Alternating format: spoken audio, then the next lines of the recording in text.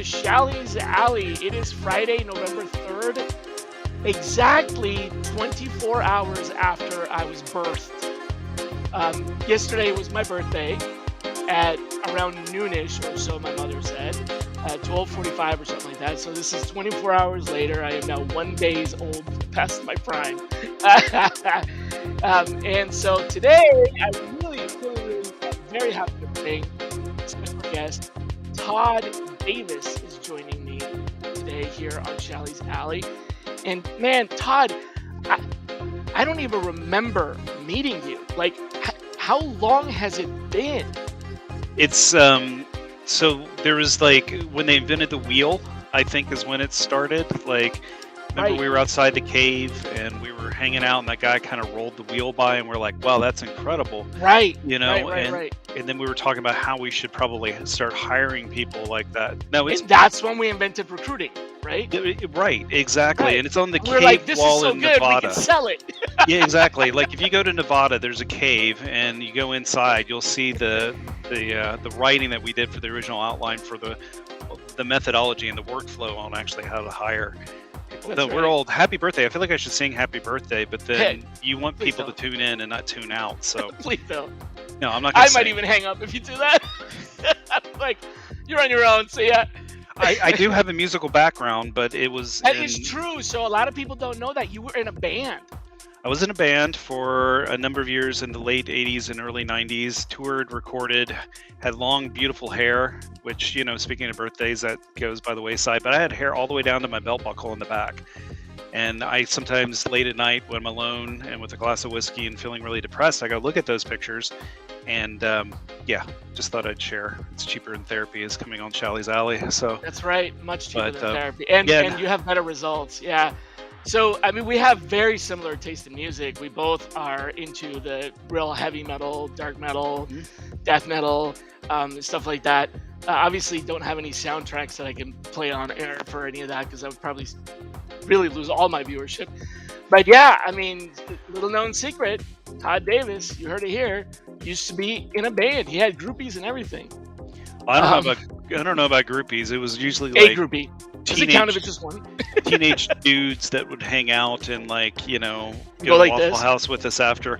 We actually, you know, where you are, we played at the Masquerade, and I heard that moved. Oh. So we're being really Atlanta centric right now, even though I'm sitting in Seattle. Like grew up in Atlanta, but we played at the Masquerade and we played in Heaven, which we thought we had made it because Mhm. it was a 3-story club. Heaven and hell. Heaven, hell, Purgatory. and Purgatory. Yep. And so Heaven was the main stage, and we finally made it to there with the pro sound system. It was incredible. But I remember the thing that stuck with me was a good business lesson is like they're always trying to screw you no matter what. And so we did the show. We had a sold out crowd. I remember it was awesome because my bass was going through the system and it moved the metal chairs that were there. And eventually they cleared them out for the mosh pit. But we had great ticket sales, and then we came to settle up, and whoever the manager, whatever, says, yeah, your drummer destroyed one of the mics on the drum heads, and it's going to cost you exactly how much we were going to pay you tonight. And we didn't have a manager at the time, and we wanted to be able to be invited back, but we lost like, you know, it was nothing. It was like $1,500, but it was depressing. So then that's Wow. when I went into sourcing. No, it was somewhere around there. But Yeah, that's when you got back into sourcing from the cave paintings. yeah, the cave Oh, man. paintings. Yeah, I remember those are good days. I mean, the cave paintings and, you know, yeah, And those are chiseling easier, out simpler requisitions. times. Exactly. But yeah, so that's seriously how far back we go. I don't even know. And I mean, we had so many different I think we intersected at Microsoft. We might have intersected Google at a couple of originally. other Google. Was it Yeah, a Google original? I came That's in after probably you. it. Yeah, Yeah. that's probably it. That was probably the first one, and then Microsoft. So been a long time. But anyways, one of the most creative sourcing minds in the industry, and we have a lot in common. One of the other things that we share in common is something that both of us kind of discovered later in our careers after being in sourcing for, I don't know, 15 or maybe even longer than that years. We used to take ourselves too seriously, both of us. We 100%. really did. Yeah. And we learned separately but together that you just can't take yourself too seriously, especially in this industry. It is such a undefined industry with, you know, a big part of what we do is to take risks. And Mhm. to experiment. And this is not the kind of space where you really, and people are just really taking this so sometimes way too seriously, and we both kind of just learn not to do that. What was your big like aha moment where you were like, I'm just taking this way too seriously? I Well, was gonna say the S word, but I think it's my show, so I'm just taking this shit too seriously. When yeah, was that aha moment? yeah. I was trying to, like, when you're coming on, I was like, do not curse, and I'm trying not to. I mean, I've been Yeah, working it's on okay. that. It's I my mean, show. kind of rediscovering my faith and like trying to like That's cool. Yeah. refine the rough edges. But no, Just know I we think have no sponsors. you have no sponsor. So, I'm not gonna lose any, but yeah, be cool. Wait. Am I doing this for free? Yes. Okay, I got it. No, okay. So, I'm not, but you are. okay. No, I'm just kidding. Remember No, that microphone that you broke? yeah, exactly. No, it was like $1,500 microphone. Drummer was too good to fire at the time, and we knew he didn't do it. There was just no way. But Yeah. the dude also used to use a marching band snare, so it was like if everyone's heard a marching band snare where it goes Yeah. tap, like if I'm speaking really loud, as I'm half deaf already from that time, and like as I'm getting older, I'm losing my hearing even more. But if we're talking seriously about like that moment that things changed for me, because like when we got into it, there was like the research got us, and like I was the candidate generator, and we're building these brands, right? Mhm. And I moved from Atlanta, Georgia, out to Seattle, and went to work for Microsoft and some other things. And you know, it was like, I had this, or like I had to be successful. I was going to be that equity millionaire by the time I was X, right? And I was going to build this brand and be this huge kind of Yep. whatever, right? And I sacrificed a lot in stupid ways, and like that's wisdom to like some of the people getting into sourcing right now is like, don't waste your time, and like talk to people that have learned like myself from mistakes. But really, if we're going to be honest, and on a Friday, I feel like just being completely honest, and I think some people may know this story, but I was at a technology company. I was trying to make that jump and be that person and be huge, and like compete honestly with you, and like become this like whatever star in the industry and be able to retire. What happened was is that I left my family in Atlanta. I'm an only child. I'm adopted, which is a whole nother story we can talk about. But Yeah, I was gonna my ask you about that, but yeah, go ahead. yeah, my mom and my dad were there. Loved my mom 100%. And I had gotten a call that she had fallen, and this is way many years ago. She had fallen, and she was in the hospital. My dad said, "Hey, can you fly in to help check her out of the hospital and help me get her home?" And I'm like, "Oh shit, like I have to do this now. I'm like I've got these deadlines. I'm going to be this important sourcer and sourcing legend." And this is why I always bristle when people say he's known as a sourcing expert and all this stuff. Like I hate the image, and the reason being, and it literally is a visceral kind of like I get sick when I hear about it. Because what happened is I finally said, fine. I booked a red eye. I flew into Atlanta. At the time, I took Marta from Hartsfield Jackson up to St. Joseph's Hospital, walked over, went in, checked on her. Dad was there. She was sleeping. And so I said, what am I going to do? Of course, what I'm going to do is first thing is I'm going to go set up my office in the break room until, or in the family waiting room area, so I can get on the, the Wi-Fi at the time and try to do some work, because work was the most important thing. Building my brand was the most important thing. So I did that. And then, of course, the second most important thing, because it was all about me and I was selfish, is I went downstairs and had breakfast because I was hungry. And it was just really eerie because St.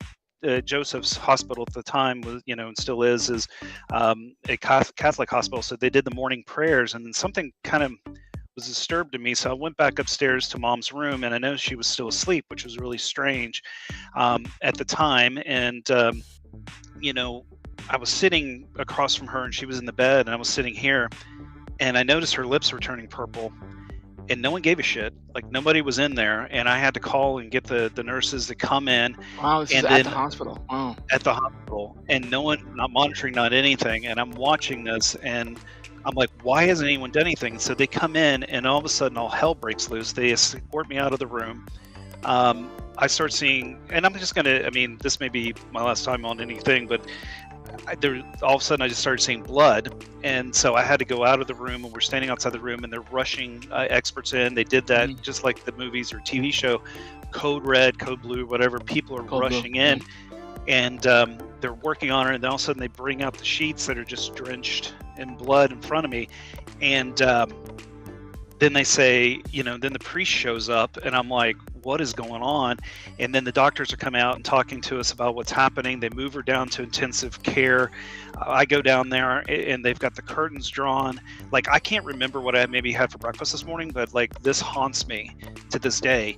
I'm in a room, the curtains are drawn, they're working on her, trying to save her, and all of a sudden she just flatlines. And the nurses that were in there, 2 of them, quietly turn off all the machines, do all that stuff, and just leave, and I'm left there with my mother. You're like, what was dead. that? Right. What was that? And at that moment, and I'd like to say, like, my life radically changed, but at that moment I realized, like, this rat race, this thing to try to become whatever, Yep. is really not that big of a, I mean, it's a big deal, and it's important to take care of your family and do the right things and give back to others, and I'm trying to make myself available now. But like, you're asking me when it changed, that's when it changed.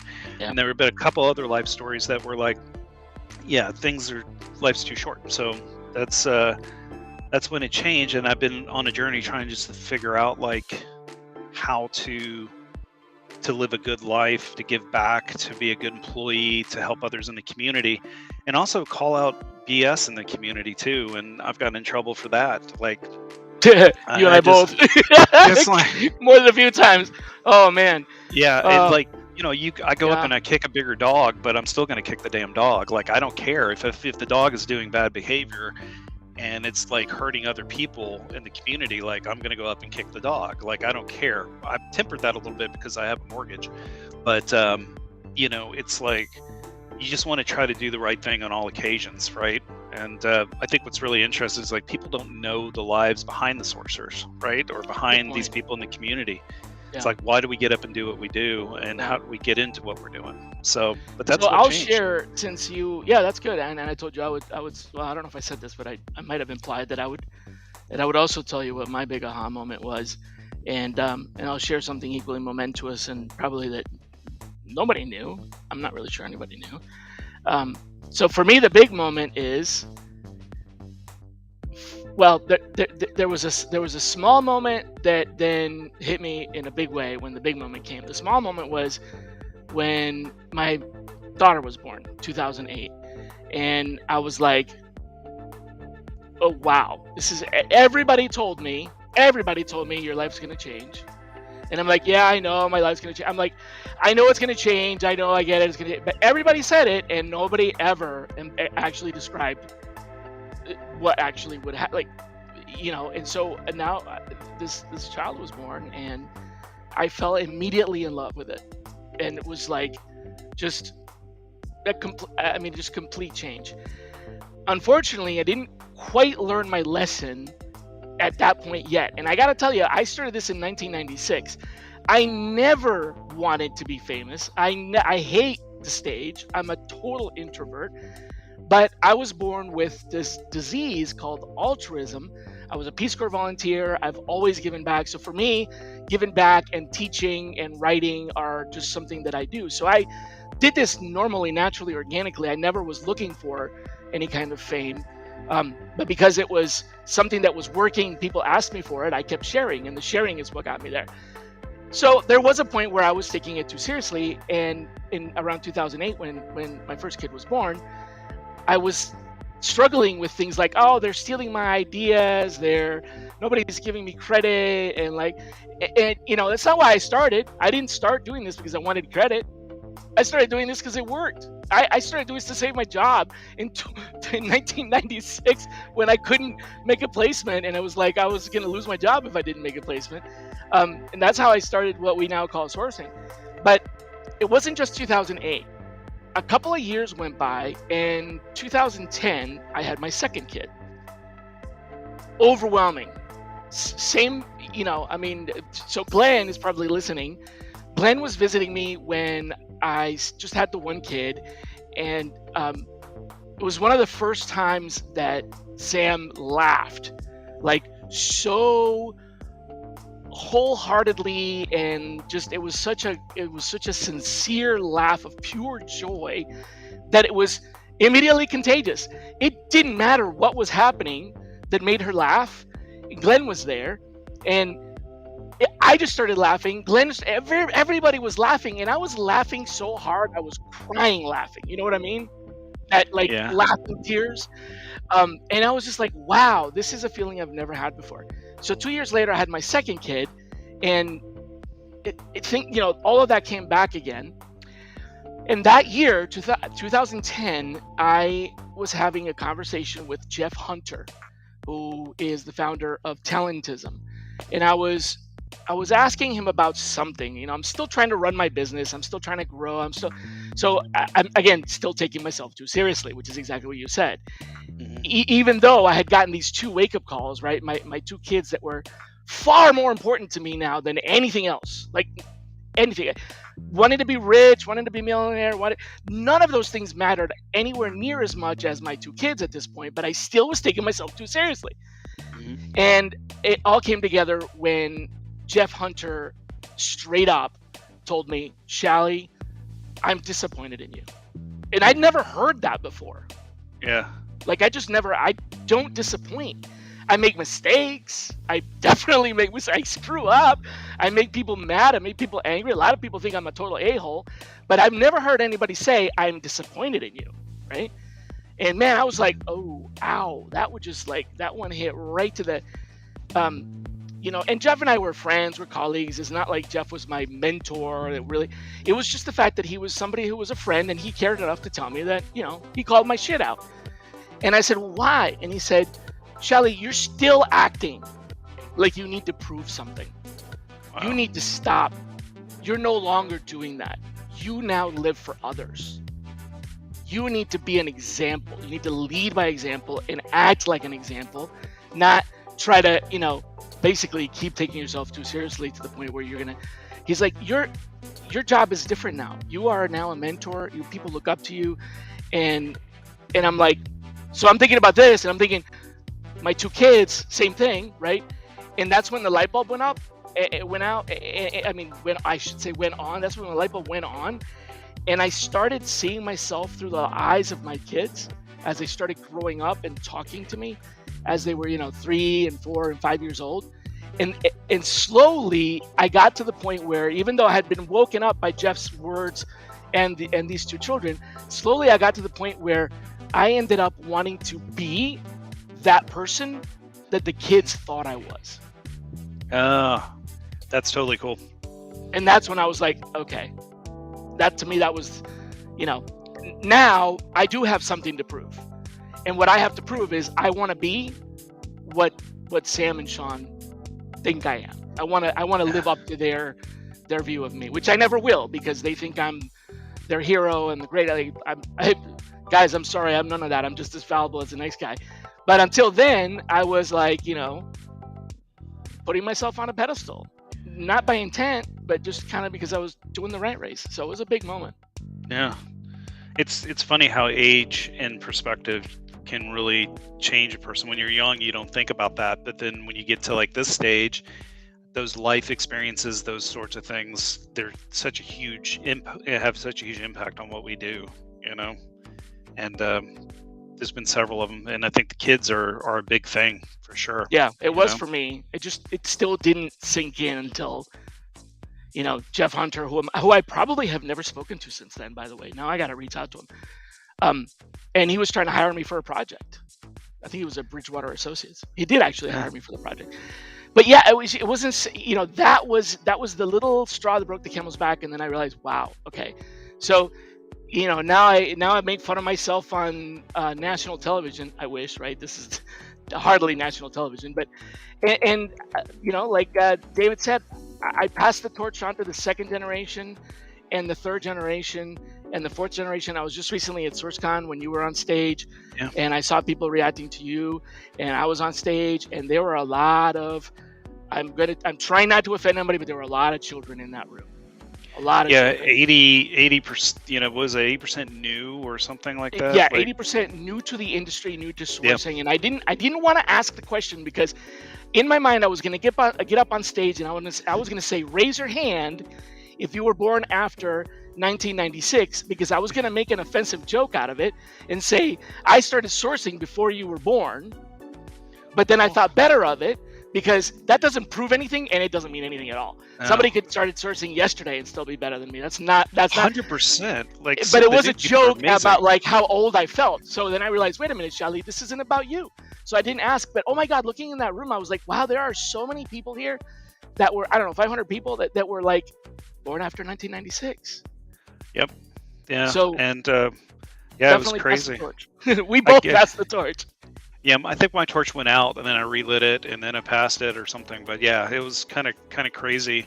And I think, thinking back on like, I don't know, the impact and everything. One of the things I didn't share about my mother's death, which I think has hindered me in my relationships with people, and sometimes I can be off-putting or cold, or people don't understand. There are two things that happened.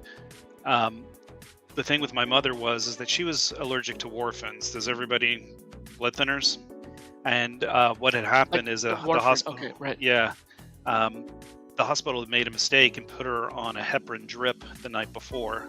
So they essentially killed her because she bled out because of her allergic reaction They to got the it. wrong medicine. I Got the heard wrong about an medicine. actor there's an actor that's a big advocate for Wife, yeah, what's his name? relabeling or something. Yeah, yeah, and Heparin, warfarin. yeah, and we tried to pursue it, but it didn't. Nothing came of it. But Yeah. ever since then, I shut down a little bit. And then what happened a couple of years ago was that we just had our wedding anniversary on Tuesday. My wife and I have been married 19 years. That's a whole nother story. But the best man and the only bridesmaid were our best friends, Heidi and Drew Wright, and I met Heidi at Microsoft. Just really good people. This is how this industry works. You can make good friends. But what's hindered me from making more friends and really letting people into my life was that um, we, with Heidi and Drew, we went on trips together. We camped, went to Montana. We Hmm. were involved in everything. And Drew was my best man. And Heidi provided my wife her wedding dress because we decided to elope. We were going to Leavenworth, Washington, here to the Wedding House HAUS and gift shop, which is a Bavarian kind of town. And it was incredible. They did everything, set everything up. The ring bearer was actually their dog that they dressed in a wedding dress, a little outfit, and had the ring tied around the neck to come down. But yeah, it was a different time. We were a little bit crazier at that time. But what happened a number of years, it's 3 years now. I tried to shut things out, but down at Luther Burbank Park here in Seattle. Primarily, it's over in Bellevue, like Mercer Island, kind of that affluent area.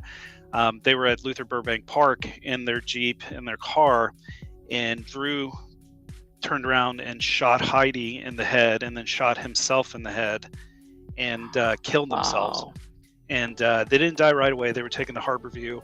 And the crazy thing is like, and you're talking about another pivotal moment where it changed. It was like another wake-up call within this industry. Is like, our time's not given. So when you're talking about your kids, you're talking about these things like, what legacy are we going to leave? And I wish I had it figured out. Like, I don't know, because my legacy's changed in a lot of ways, whether it's work or whether it's family. Like, all that's changed, but these things impact us on the way we do it. So I mean, I'm maybe using this platform to apologize to people if I've been, kind of hard to read or off-putting or whatever. It's like it's hard for me to get back in to let people in because we've lost so much. But if the sources out there, if you go Google, murder suicide Luther Burbank Park, you'll pull up the news reports and the there's a TV thing too on it. But yeah, it's incredible. I mean, I wish my life changes were a little more like the birth of children and like it was easy, but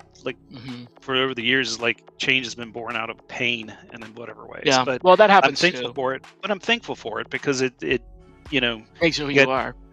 it makes you either stronger or makes you want to quit, and I'm not going to quit. So that's Right. Yeah. Well, I've had my share of tragedies as well. Nothing that like significant, definitely, but pain and whatever, birth of a child, pain, winning, etc. All these things. If you don't make them mean something, then So for me, it was just uh, a matter of I hate saying growing up, because then people are going to think that I'm saying that they're children because they haven't grown up. Again, this really has nothing to do with age, but it felt to me, it was like I'm finally accepting my role and not just fighting it anymore. And so that's part of it, right? And finally realize I've got to take care of my family and I've got to make a living as well, but I don't need to do all this other stuff. So the whole taking yourself too seriously definitely hit home with me when you said that. And I said I was going to come back to something. So you Yeah. were adopted, and you shared with me Hmm. some time ago that you're creating, or you have been running essentially an investigation about your biological father's Hmm. death, because you believe, and a lot of people believe, that it was a murder. Hmm. So what I wanted to kind of ask you about or bring it up is, and the reason for this is you mentioned that you've been utilizing all of the things you've learned in sourcing. So Hmm. sourcing as a profession has provided you the tools to be able to do this other thing. And that's something that I talk about all the time when I work with people that are displaced. We have the nonprofit foundation that Yeah. helps veterans and people with disabilities get into the recruiting industry. One of the things that I share with them when they ask me why should I do this is because, sure, sourcing is a fun job. It's a great job. You can do it from anywhere. There's a lot of advantages to it. You can get paid well. You don't have to have a college degree for it. It helps to have a degree in something so that you know certain things. But it's such a great profession. But there's one other thing. It's one of the few professions where what you do in sourcing, you can actually use somewhere else, like anywhere else, like in Very any other practical. job. And so you exemplify that because you actually were able to use sourcing to discover the truth Yeah. about your father. Yeah. 100%. And Tell me yeah, about what that. What tools did you use from sourcing that helped you literally conduct a criminal investigation, you were your yeah. detective? And we're still doing it right now too. And it's doing the legwork built on the research that's been done that we've got to do. And I'll be returning to Florida, hopefully the first of the year to start doing that. But yeah, so the story is like I'm adopted. So the story about my mother was my adoptive mother, and I was born in Tallahassee, Florida, and put up for adoption through the Children's Home Society of Florida. Throughout my life, I never really wanted to look into that. Like, my life's my life, and this is my family. But then um, when we moved to Arizona, I think it was like 2015, 2016, my health had deteriorated because that was another thing we didn't take care of. And I went into the Mayo Clinic for just a regular kind of checkup, and they rushed me over to the cardiac unit at the Mayo Clinic in Arizona because Mm. I was showing a regular heartbeat and a bunch of other issues, and they needed me to get checked out. So long story short is, like, my health was in the crapper at that time. I was diagnosed as diabetic. They discovered, I think this is coming out first time too, I've got tumors on my hip to this day that they're still investigating. I had a bone biopsy. I've had it's not cancer. They haven't said it yet. They're not sure. They think it might be Paget's, but lots of stuff. So I needed to find my medical history, right? Like, you walk into the doctor and it's like, oh, Oh, and you needed that from. yeah, Okay. can you tell me, is there a history in your family of, bone cancer or other thing? I'm like, I don't know. I have no idea. So I started on the journey to find my biological family, and start simply by taking, like, you see these crime shows now where they're like, through the DNA database on one of the, like, Ancestry or one of these others, they were able to Hmm. find I think the Green River Killer here in Seattle. I don't know what it is about Seattle and killers, but it's crazy. But they found a relative of the Green River, and then were able to pair it and kind of figure out who fit that profile. So I said, well, if someone's using that in that way, I'm going to take the cheat code and I'm going to take my DNA test and come up and have the results come up and see what's going on. So I did that.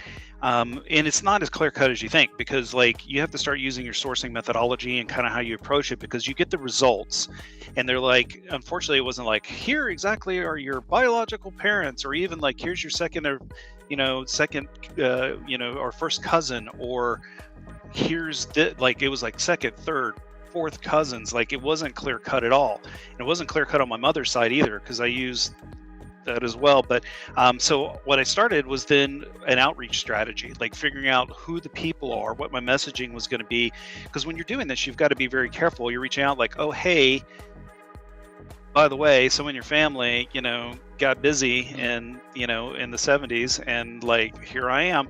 But did an outreach strategy, met one of my second or third cousins. She introduced me to another cousin. Then I met my first cousin, and we found out that it was her uncle, and I had three aunts.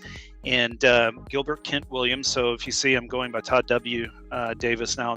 I'm taking on the Williams name in the center, but he was my biological father. And they were like, unfortunately, he died in 1974. And I was like, oh. And they're like, well, we have something to tell you, and this is really hard, but they've become like family. My first cousin Jennifer is like my sister now, but it turns out that he died in 1974 by what they said at the time was a self-inflicted right temple gunshot wound. And he shot himself in his parents' laundry room in their house randomly at like 11 Randomly. yeah, just strangely, like, he was just on the phone with his mom, and then it happened. And I was like, for a long time I was like, they came in and told me the story, like, well, it was actually murder. He was running illegal guns and firearms through Florida. He had a grow operation in Lower Alabama where they went to an old mansion. They were growing marijuana. Like, there was this criminal history, and he turned his life around. We're talking about changes and like perspective, and that he was going to turn evidence, and he was taken out. And I was like, oh, it's a grieving family coming up with an excuse for something that's really difficult. But then I started looking into it. And so you start putting together a case file, and I'm using Hunchly to actually gather information and put data into a case file about everything, which then produces a report. But I started gathering that data and information in terms of like, who was there on the day of death, what were the circumstances, what was the location, putting in the geo coordinates, looking at the floor space, looking at these things, and then delving deeper into it, like, okay, the Freedom of Information Act in Florida, can I go in and actually get additional information? Strangely enough, and I think it could be two things, but the crime scene report disappeared, or they said they shredded it. They basically, Polk County Sheriff said they no longer have it. But the autopsy report was still available. And so, like, working through the methodology was pulling that autopsy report, reviewing it, and then seeing like, oh my God, there are irregularities. Oh, uh-huh. Like, Okay. the autopsy was done 3 days after he was embalmed. And that was because my biological grandfather at the time intervened to bring the body back to the funeral home. I have to be careful what I say, but the authorities at the time were maybe not the best people, and they had rushed it to cover it up. So when it came back in and the autopsy was done, reviewing through it, he had contusions and bruises and contusions on his upper body, mid body, lower body. Both knuckles and both hands were bruised and contused.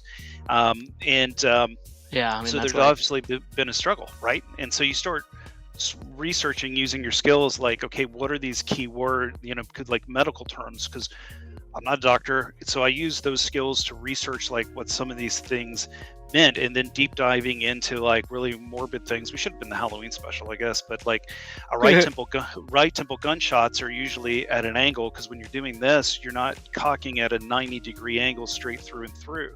His was straight across with an exit wound out the other side, and it was through the optical orbital things. So if you're thinking about how you're doing this, that's also another thing. So what I started doing was compiling and doing research through interviews. So like there's the human intelligence, or the OSINT intelligence, where we're doing like the open source, what we do as sourcers and researchers.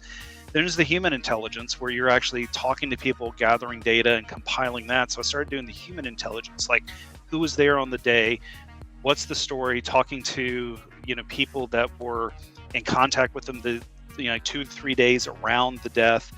And so we built out a case file and looking at it, and I firmly 100% believe that he was murdered. And so I don't know how it's going to happen. I don't know how long it's going to take, but my cousin and I are working on starting with a podcast. We were going to do a vlog, but we're going to do a podcast, and we're going to try to kick over as many stones, and then we're going to start running down these people, if they're still alive, what records are still available, and try to get that done. But Ancestry is a great resource for sourcers. I showed it, was it SourceCon or one of these, that you can actually go in. Ancestry.com, right?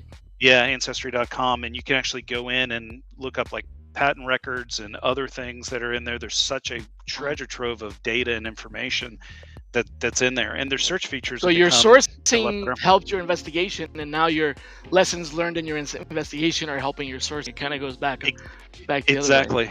Everything's a learning experience within sourcing. It's how you find information, Yeah. and I think everybody does it on a daily basis, whether you're investigating a new TV to buy, like what features do you want, what are the best ratings, what sites are you using to read reviews, etc. Like everybody kind of does sourcing or research. They just maybe not call it that, right? You get assigned or prescribed a new medication or something, you're going to go research who the manufacturer, at least I hope you are, the manufacturer, and like, where's it made, and those sorts of things. Yeah, David Marr just talked about social media network intelligence. Yeah, that's always a big part too. Yeah, I wish, in a morbid sort of way, with the murder had happened within kind of a closer proximity to today, so we'd have those things to go into. So a lot of the work that you do is through, digitized records or, crazy things. I went down to Florida in August and actually went to Winter Haven where this happened, and went to the cemetery, and there's some crazy stories there. The family the aunts are really concerned about me looking into it because they still believe that people responsible still have a presence in Florida. And I thought, again, crazy family, we're not thinking about this, but we went to the cemetery where he's buried, and we went in and asked for the grave site, and we were so, oh, hold on a second, and people disappeared. They brought us water. It's a lot of fun hanging out in a funeral home in the middle of Central Florida, but finally they came. The guy pulled up in a golf cart, and we followed him over to where the grave was. It's a random Tuesday at 11 a.m. in a really big Auburndale cemetery. Nobody else there, just massive, like nobody. And we get out, we're taking photos, we're looking at things, and we see over our shoulder there's a SUV with tinted windows parked just far enough back from us to watch what's happening. The person's not getting out. The person's not on their phone. We can at least see the shadows. They're not eating. It's not like their lunch break. And it's a huge cemetery randomly on 11 a.m. on a Tuesday. And it got me thinking, like, maybe there is more to this. Maybe there is something that, there is maybe the organized crime element to it or something. Like somebody shows up randomly. I got me thinking maybe they're not the grieving family that I thought. Maybe this is true. Maybe this is the thing that's going on. So I didn't mean to turn this into like a true crime podcast, but It's fascinating that, like, one thing leads to the other. What other sourcing components have you been able to leverage to, like, investigate, or conversely, what investigation resources have you been able to leverage for sourcing aside from from ancestry? sourcing or for something like this, or kind of Either the way, yeah. crossover. What research tools have you leveraged for this or from this? Yeah, no, I mean, what David brought up in terms of the social media intelligence too. So, you know, um, while there isn't necessarily, there isn't going to be anything from 1974, but there could be, right?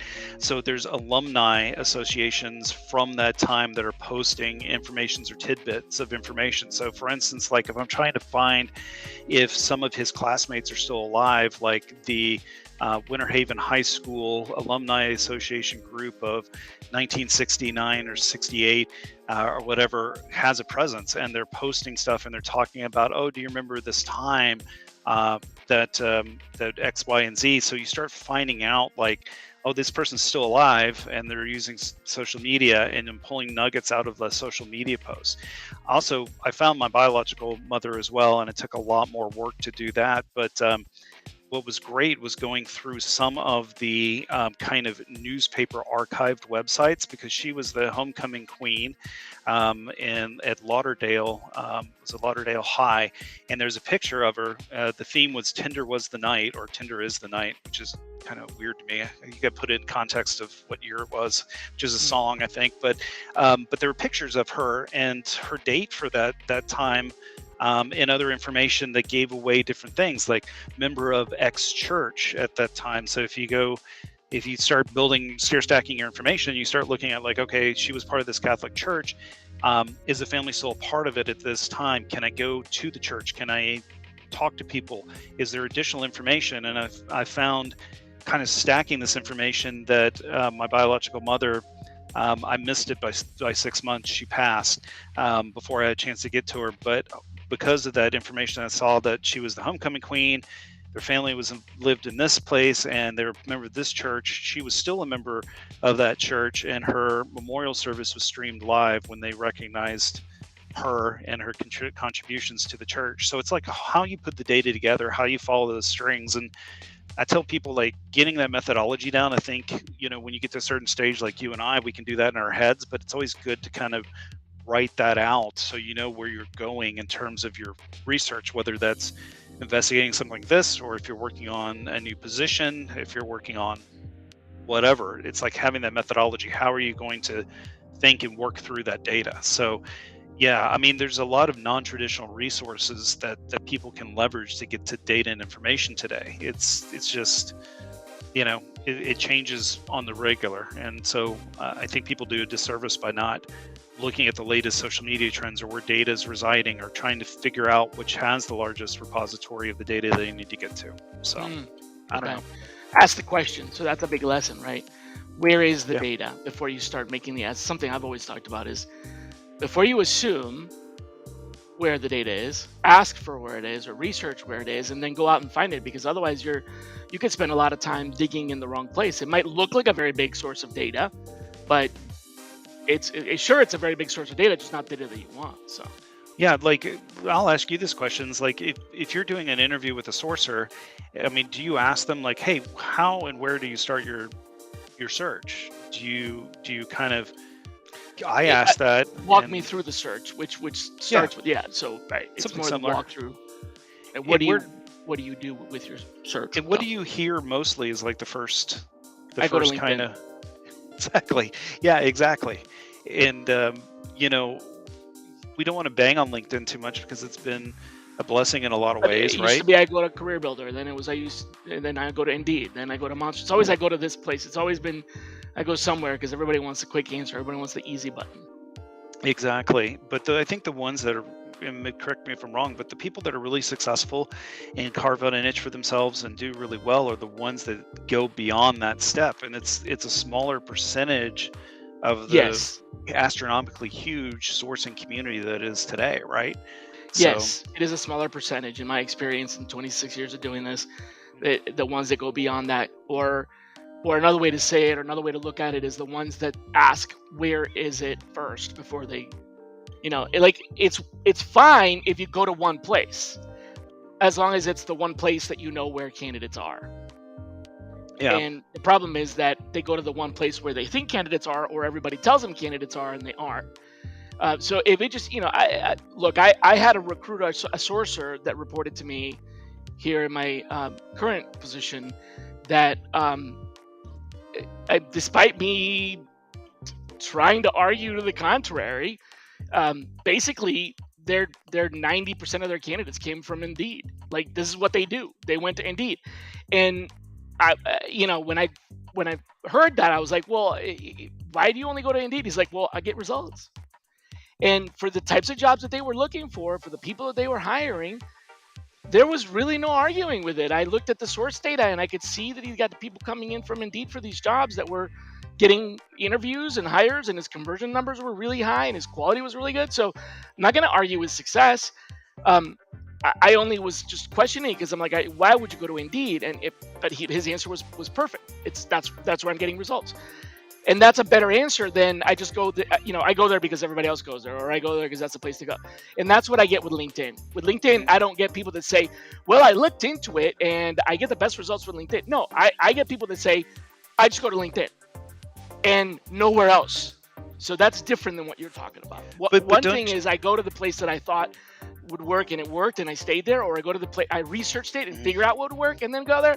The other one is I just go there because it's what I have. But you got to tip a hat to LinkedIn for creating that brand. Like it's so ingrained in TA, right? It's just we did that. Yeah. Okay. All right. Fine. We did that. Remember when we uploaded 60,000 contacts in 2005? Oh God, I've forgotten so much. You forgot about that, didn't you? I forgot about that. 2005, 2006. LinkedIn had 50,000 contacts, and overnight they had 110,000 contacts. That was me. Yeah, And I don't know how many, but like that, we the recruiters in the source, we did that. Oh, okay. Yeah. Well, I'm just gonna blame you. I didn't do that. So at Yeah, all. It's good. yeah. Yeah. I got a letter. I got a couple of letters. Yeah, it was a good idea. It worked. Yeah, but Yeah. Well, even anyway. today, we struggle with it working in the executive space like I am. It's like, I built out the CRM kind of temporary band-aid solution until we brought one on board. And like, why do you have another URL space on the form instead of just just putting LinkedIn on there? Well, because there are other URLs and other things and other information that we can gather. It's like, yeah, I don't know. My philosophy nowadays with LinkedIn is I work back. Like I don't start, but I work back. And yeah, like, work back to LinkedIn. Yep. Yeah, and like because it gets a lot of different ways most of the time. Most of the time, but like at the executive level, you'll find and if they are, it's question. There are different things come up in my mind, but like at the level I'm working at, VP plus, if they have time to continually update their LinkedIn profile, with information, then I'm wondering what they're doing. Maybe they have an admin or somebody that can manage that for them. But it's like the data for those sorts of people for me are going to be, news, curated.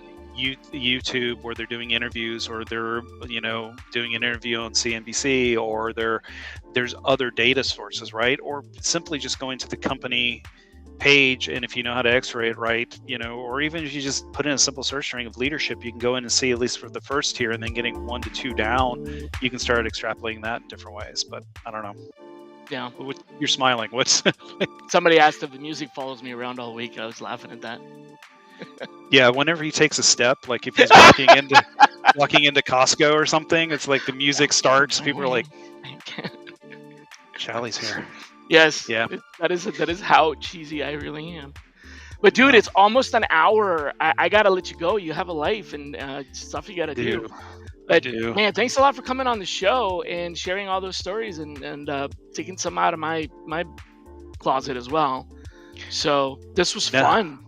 Cool. Thanks for the therapy session. I appreciate it. It's cheaper than the one I'll be doing later, but it's kind of 2 in 1 day is going to be amazing. So, no, it was great having a conversation, and likewise. I think it's been a pleasure. I think it's been a pleasure to like kind of get to know you again, and we hung out a little bit at SourceCon, but like, props to you for everything you've done, and props for you on life and everything else, and thank you for everything you've done. Thank you for having me on. So it's been a pleasure. All right, well, everybody, it's about that time. Sad to see you go, but I will see you guys next Friday. Take care. Happy Friday.